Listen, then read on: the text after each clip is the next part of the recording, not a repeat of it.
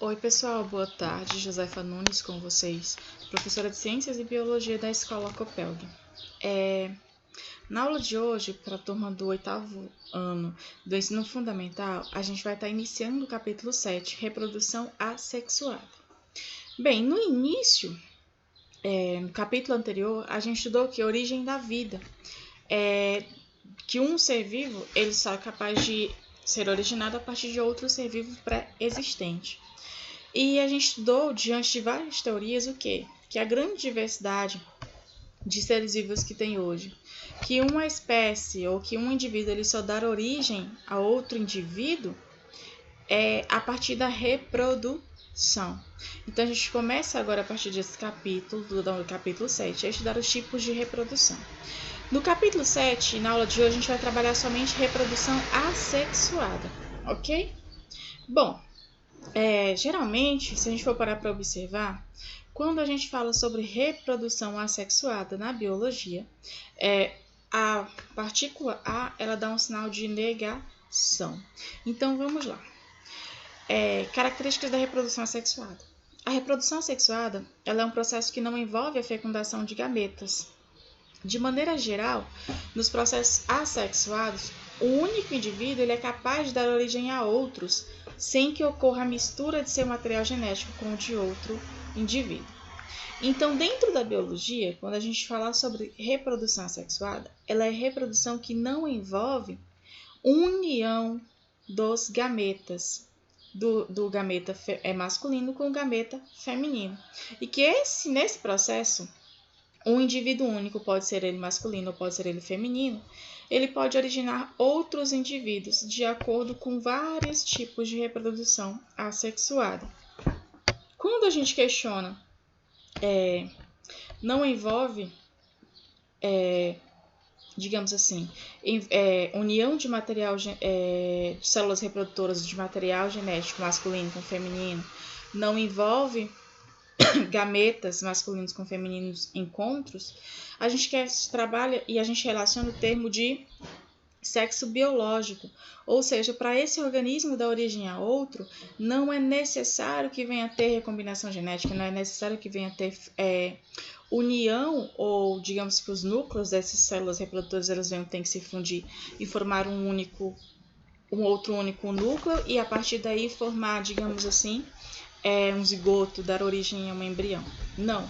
Esse processo ele ocorre de acordo com a alta capacidade de reprodução do indivíduo que vai gerar novos indivíduos. Isso sem troca de material genético. E quando eu digo se não tem troca de material genético, eu posso dizer que esses descendentes eles são geneticamente iguais. E se também são geneticamente iguais, eu posso dizer que esse tipo de reprodução ele não vem a promover variabilidade genética, exceto se ocorrer algum tipo de mutação, ok? Outra coisa, na reprodução assexuada, quando eu digo que os descendentes eles também são geneticamente iguais entre si, eu posso dizer em certos pontos que os indivíduos eles podem ser chamados de clones do primeiro indivíduo. Aquele lá que é formado, ele pode ser chamado de clone. Só que eu quero deixar aqui uma importante ressalva que quando vocês questionarem ou quando ser questionado essa palavra clone ser utilizada em relação à reprodução assexuada, ela pode ser de duas formas. Você pode levar para a reprodução assexuada quando for considerado que o descendente ele é geneticamente igual àquele formado, só que ele não envolveu, digamos que, união das células reprodutoras do gameta masculino com o gameta feminino. Porque vamos imaginar que no caso da ovelha Dolly, no caso da...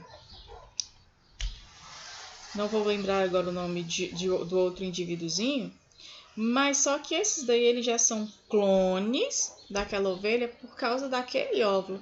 Mas houve sim um encontro de material reprodutor, de células reprodutoras. E foi utilizado o quê? Um outro corpozinho, um outro corpo que serviu como barriga de aluguel. Porém, são clones que, o que acontece? Houve envolvimento dos gametas. Tá ok?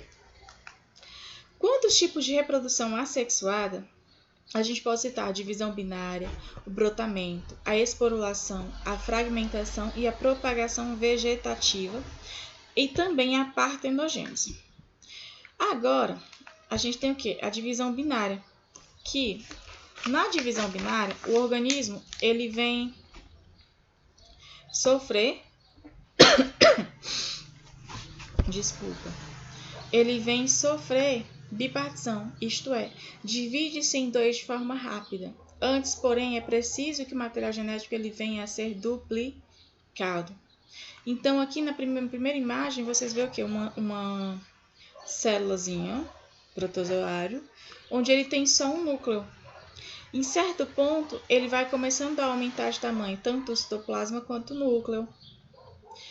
E chega um momento em que esse núcleo ele aumenta, ele vem a se dividir, se transformar em 2 núcleos, e no processo final inicia-se o processo de divisão, ou seja, de separação citoplasmática desse indivíduozinho. E aí ocorre um processo de bipartição ou divisão binária, onde um organismo ele duplica o material genético, ele aumenta o tamanho de seus organelos, depois ele passa por um processo de divisão, e ele tende a formar 2 novos indivíduos. Esses 2 novos indivíduos eles vão formar aí 4 novos indivíduos, depois esses 4 vão formar 8 novos indivíduos, e assim sucessivamente. O brotamento é um tipo de reprodução assexuada que também recebe o nome de gemulação e gemiparidade. Geralmente ele ocorre tanto em seres unicelulares quanto em pluricelulares. Só dando uma ressalva, a divisão binária é exclusiva dos seres unicelulares, ok? Então aqui como exemplo a gente pode citar o quê? As hidras. Eu só quero questionar que as hidras elas podem se reproduzir por bipartição também, assim como também por gemulação, ok? Só dando mais uma informação. Então esse brotamento, brotos começam a surgir, partem a surgir aí nas laterais do corpo do indivíduo, ou em algumas extremidades do corpo do indivíduo. Chega um certo ponto que esse brotozinho ele vai se desprender e, à medida que ele cai no subsolo ou no substrato que ele possa se fixar e que as condições são favoráveis, eles tendem a formar um novo indivíduo. Um exemplo muito típico desses são os cactos, são os mandacarus mais conhecidos, que você pode só quebrar o brotinho, fixar em um outro solo favorável e ele vem a desenvolver aí uma nova plantinha.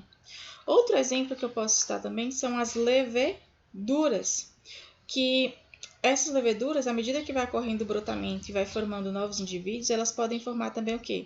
Colônias. Então, eu posso dizer que o brotamento, ele cria ainda condições favoráveis para a formação de colônias, ou seja, que são aglomerações de seres de uma mesma espécie que interagem entre si e geram benefício mútuo. E um exemplo também típico desses são os recifes de corais. Então, o brotamento nada mais nada menos do que o que acontece? Um brotozinho, ele começa a surgir em alguma extremidade do corpo do indivíduo, chega um certo ponto que ele vai se desprender, ele vai se soltar daquele brotozinho e ele vai desenvolver um novo organismo, um novo indivíduo. Se ele não vier a se soltar, se vier formando aí vários brotos, ou eles forem se juntando um perto do outro e formar uma aglomeração de indivíduos da mesma espécie, eles podem formar as colônias, ok? A esporulação. A esporulação, nesse processo, ocorre a formação de esporos, que são células especializadas para a reprodução. Diferentemente dos gametas, células que precisam se unir para dar origem a um novo indivíduo. Os esporos eles são capazes de germinar, ou seja, de dar origem aos indivíduos completos, ok? Então, vejam bem, eu chamo vocês para acompanhar esse ciclo. A gente tem o organismo vegetativo adulto, a esporulação é exclusiva dos vegetais, ok? E em certo momento, nesse indivíduo maduro, o que acontece?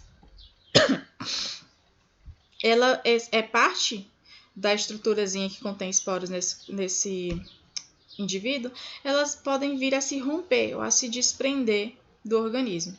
E aí, quando ela se rompe e se desprende, ela é solta, ela é liberada, esses esporos, ou zoosporo.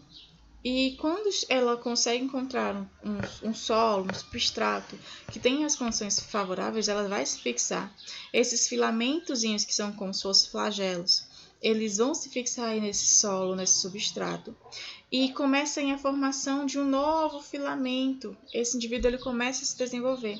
Então, a gente tem um filamento depois da fixação das condições favoráveis, a gente começa aí a origem de um filamento jovem, onde vai entrar em processo de desenvolvimento e vai formar o quê?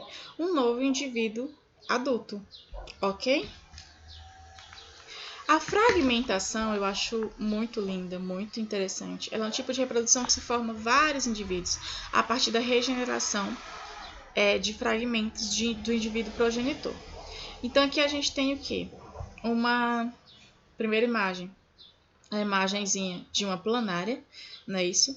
Então essa planária, à medida que ela sofre fragmentos, ou que ela vem a sofrer vários cortes, o que acontece?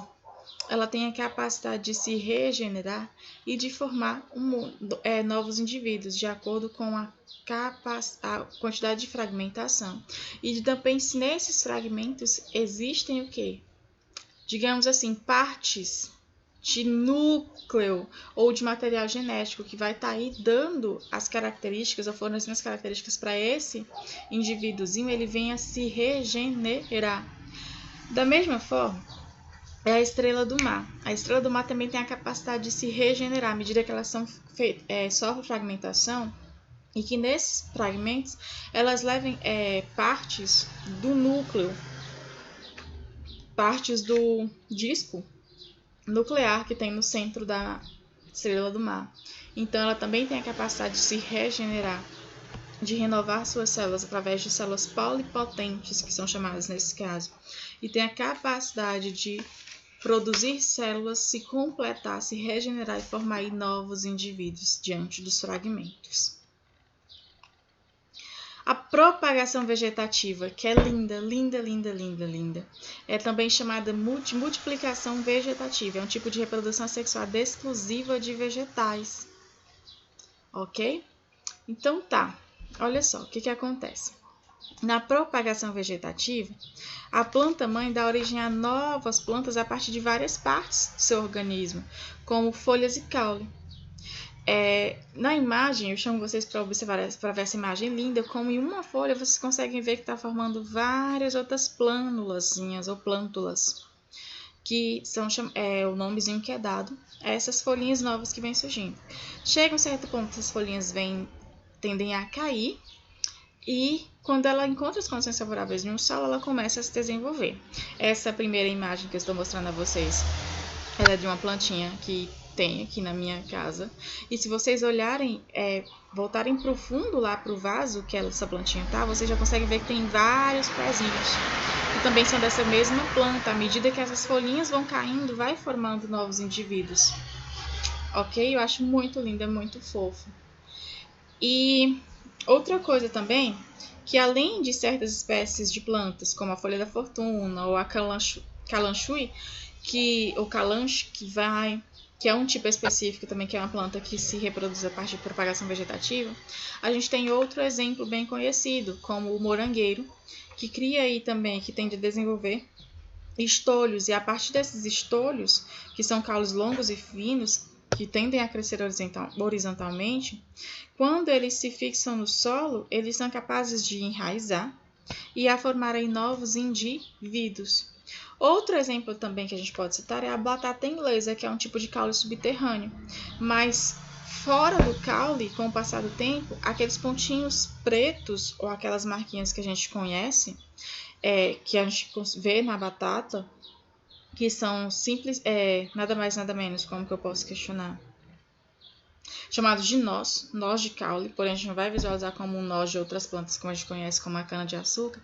Elas tendem a desenvolver novas gemas, e essas gemas tendem a se ramificar, a germinar, e a partir daí também, se a gente quebrar e colocar em certos solos ou que apresentem condições favoráveis, elas vão originar outros organismos, ou cortar a batata em partes separadas que contém aí essas gemazinhas do caule, e plantá-las, elas vão também ter a capacidade de desenvolver aí novos indivíduos, novas plantinhas, novos pés de batatas. Dentro da propagação vegetativa, ainda pode ser citado vários tipos, como por exemplo, Existem diferentes processos de propagação vegetativa que são provocados também artificialmente. E essas técnicas elas foram criadas para se produzir um elevado número de descendentes. Dentro desses tipos, a gente pode citar a estarquia e a mergulia, onde na estarquia partes do caule são retiradas da planta mãe e enterradas no solo. Nelas irão surgir raízes e gomos, originando uma nova planta. A videira e a roseira podem se reproduzir por meio desse método. Ou seja, a gente vai pegar uma partezinha, digamos que um galho daquela planta, e a gente vai fixar em um novo solo, a gente vai colocar ali um novo solo, um novo vasinho, e essa plantinha, esse galho, ele tende a enraizar e a desenvolver aí um novo organismo. Eu, inclusive, vou fazer isso mais tarde com um pezinho de rosa que tem aqui. A mergulia. Na mergulia, retiram-se todas as folhas de um ramo da planta, para depois curvá-lo de forma que parte dele fique enterrado no solo. Depois de um tempo, a parte enterrada formará raízes e poderá ser desligada da planta mãe. Então, o que acontece? Eu vou pegar um galho, vou encostando ele no solo, vou prendendo ele no solo, para que em certo ponto, digamos assim, as partes que vão estar sendo enterradas ali naquele solo tenham a desenvolver novas raízes, e depois eu posso cortá-los e formar aí os novos indivíduos. Então, são técnicas artificiais. Mergulhar, eu vou estar mergulhando aquele galho no solo. A auporquia, que na auporquia remove-se um anel de um dos ramos da planta e protege-se essa parte do caule com terra úmida, envolvendo-a com um plástico. Depois de um tempo, a parte que está protegida formará raízes e poderá ser desligada da planta mãe. Essa técnica é utilizada em macieiras, laranjeiras e pinheiros, por exemplo. Muito interessante, galera. Eu já tive a oportunidade de ver, de participar. É muito, muito interessante mesmo. Questão de há um mês você já vê as primeiras raízes sendo formadas. Na enxertia, coloca-se em contato as superfícies cortadas de duas partes de plantas da mesma espécie, ou de espécies muito semelhantes. Faz-se uma incisão na planta receptora, denominada cavalo, onde será colocado o fragmento da planta que se pretende enxertar, denominada cavaleiro. Depois de um tempo, no local do enxerto haverá cicatrização, integrando a parte enxertada à planta receptora. Então, digamos que eu vou pegar um caule e eu vou abrir. Vou cortar como se fosse um Vzinho bem fechado. Na outra parte do que vai ser introduzida, eu vou fazer como se fosse uma pontinha. Eu vou cortar. E depois, eu vou introduzir essa parte que vai ser colocada, que eu fiz a pontinha, dentro desse V que eu fiz no caule que vai receber. Eu vou passar fita. Tem fitas específicas, mas eu posso passar fita adesiva. E eu vou colocar em condições principalmente climáticas favoráveis. De acordo com um certo tempo, você vai ver que aquilo ali já vai estar cicatrizado e você pode tirar aquela fita. É também muito interessante. Então, isso são tipos de propagações vegetativas artificiais. E ainda tem a partenogênese, que a partenogênese ela refere-se ao crescimento e desenvolvimento de um embrião sem fertilização. Nesse processo, as fêmeas procriam sem que sejam fecundadas, ou seja, não é necessário em nenhum momento encontro de células reprodutoras. O que acontece? Nesse processo, esses indivíduos eles sofrem divisões sucessivas, diversas divisões sucessivas. Essa é de células, divisões celulares sucessivas que venham aí a formar um novo indivíduo. A partenogênese ela ocorre em vegetais, animais invertebrados como pulgas de água e abelhas. E em alguns vertebrados como lagartos, salamandras e peixes também. Aqui a gente pode citar um exemplo da partenogênese, que a gente pode dizer que a partenogênese em abelhas. Pessoal, peço desculpas. É porque eu tô com a garganta muito seca já.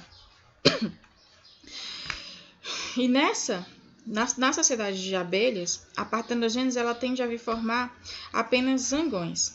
Por quê? Porque as rainhas das operárias elas são resultantes do desenvolvimento de óvulos fecundados, ou seja, a partir de reprodução sexuada.